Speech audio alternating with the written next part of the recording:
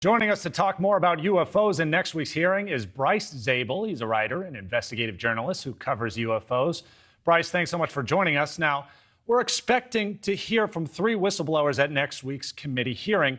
What do you expect is going to be the most surprising, interesting, or maybe the most important claims that are going to be made by these 3 individuals? Well, I'm not entirely sure that we are going to hear new material that people who have been interested in the topic haven't heard before, because as you pointed out, the original whistleblower, David Grusch, actually told his story exclusively to my Need to Know podcast partner, Ross Coulthart, on News Nation. And the other 2 people, Ryan Graves and David Fravor, are pilots who have told their story previously. But this time, they're going to be under oath. They're going to tell their story to Congress, and they're going to do it in public session. So I think it's going to help at least start to get everybody on the same page about the fact that whatever is happening is authentic and real and kind of troubling. Yeah, really. We saw so many people across the world paying attention to that story when one of the whistleblowers, David Grusch, made that appearance, making those claims. One of those allegations that the U.S. actually has spacecraft from non-human species in its possession. Obviously, you've spoken to Grusch. What do you know about that claim, and do you also believe that's credible? Well, I've been looking into this for 30 years, to be honest with you, and I think what David Grusch is doing is telling the truth, and he's a brave man and a patriot.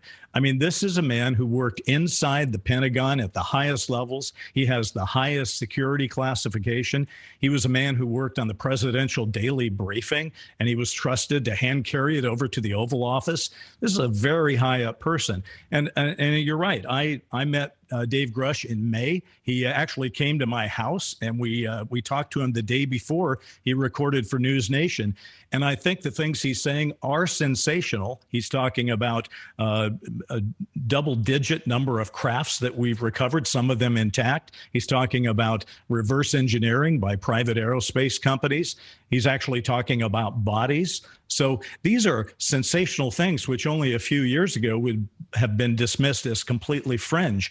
But they're not really fringe if people within our own military at highly classified levels are talking about it. I mean, David Grusch told his story originally under oath over 11 hours of testimony to the intelligence committees in Congress.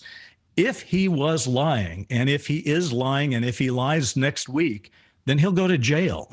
So I actually think you have to give great credibility to what Dave Grusch is saying. And I want to make sure that we understand Dave Grusch is the first whistleblower to be approved to take his story out under the Whistleblower Protection Act that was passed a year ago.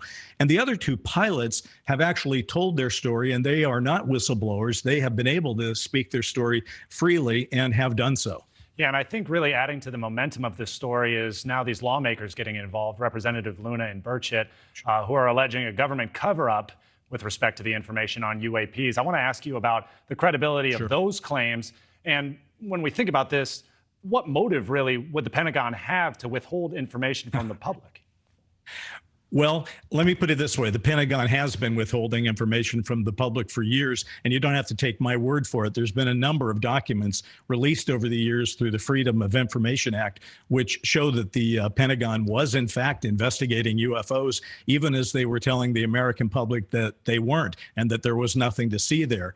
What motivation? Well, first of all, sources and methods is always talked about, but also attempts to gain an advantage in technology. If we, in fact, are reverse engineering some kind of non-human intelligence technology, we would want to have that to ourselves. And frankly, there may be concern within the Pentagon among some groups that this would cause unnecessary turmoil. But to be honest with you, Alex, it's 2023. I think we can handle the truth, and I think it's time for people to get ready to hear it. Bryce, we got to get out of here, but I want to put you on the spot real quick. One-word answer. Here's the question. UAPs, are they a threat to national security?